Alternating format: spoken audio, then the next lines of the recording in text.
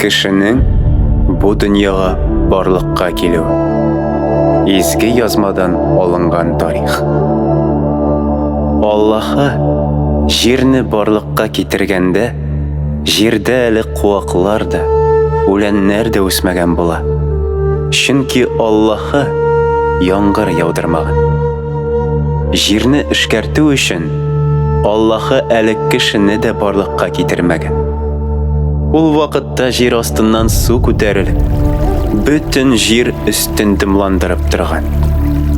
Шуннан соң Аллаһы җир туфрагыннан беренче иратны барлыкка китереп, аның борын тишекләренә сулыш өргән.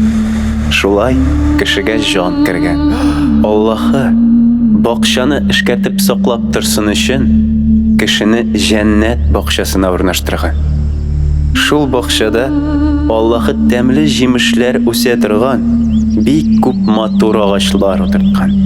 Ә бакча уртасына Аллаһы тормыш агачы урнаштырган.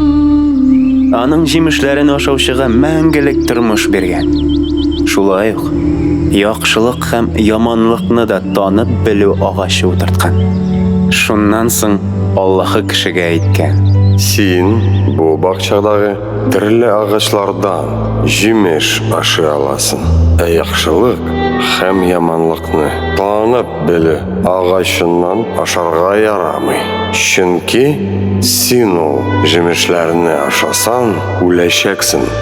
Шуннан соң Аллаһы үзе дөньяга китергән хайваннарга һәм кошларга исем бирсен өчен аларны кеше янына алып килгән.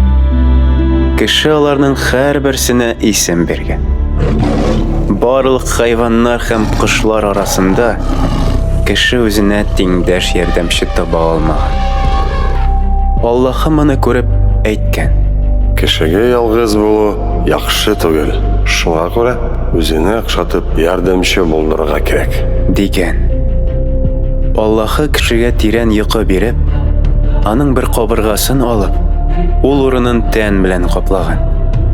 Шул кабыргадан хатын-кызны барлыкка китереп, аны Ират янына алып килгән. Ират йокыдан уянгач, хатын-кызны күреп әйткән: Менә ул минем сөягемнән һәм тәнемнән ярылган кеше. Иратның да, хатын-кызның да өсләрендә киемнәре булмаган. Һәм алар бер-берсеннән оялмаганнар. Менә шулай беренче кешеләр дөньяга килгән. Ә без барыбыз да алардан барлыкка килгәнбез.